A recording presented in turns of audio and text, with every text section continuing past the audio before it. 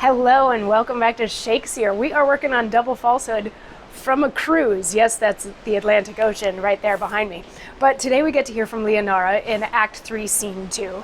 And the stuff that's been going on so far, remember, she sent a letter to Julio because she doesn't want to have to marry Enriquez. And Julio actually got the letter and decided that he needs to disguise himself and go find her so that hopefully they can talk about some of this stuff that's going on.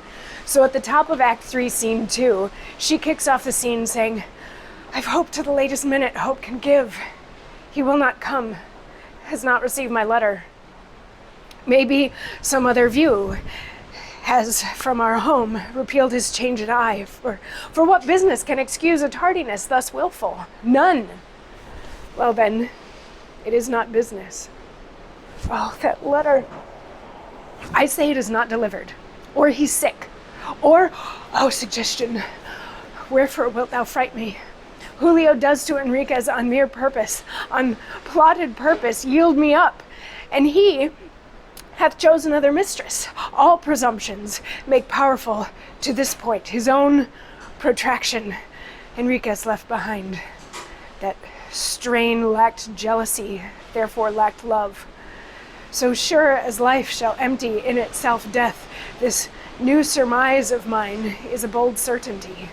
'Tis plain and obvious, Enriquez would not, durst not, thus infringe the law of friendship, thus provoke a man that bears a sword and wears his flag of youth as fresh as he. He durst not.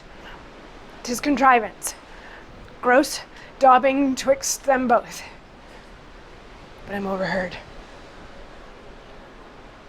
So she's fretting about this letter is what's happening. She's fretting. She's wondering if Julio even got it. She's wondering if he got it and ignored it. She's wondering if it made it to him or didn't make it to him, if he's found somebody else, if this is a plot between Julio and Enriquez to do her in or to do her harm. So she's freaking out, you know, the way that you send an email to somebody and they don't respond right away and your brain starts to go off in 8 million directions about what it is that they possibly could be waiting for in terms of a response. And fortunately, right at this moment, as she realizes that somebody is overhearing what she's saying, guess who comes in? It's Julio. He shows up, he's in disguise, but she recognizes him like instantly. And she's like, "Oh my goodness, I'm so glad that you're here." And he's like, "I'm so glad that I'm here." And she's like, "Everything that I wrote in my letter is true. I'm supposed to marry Enriquez. I don't want to marry Enriquez."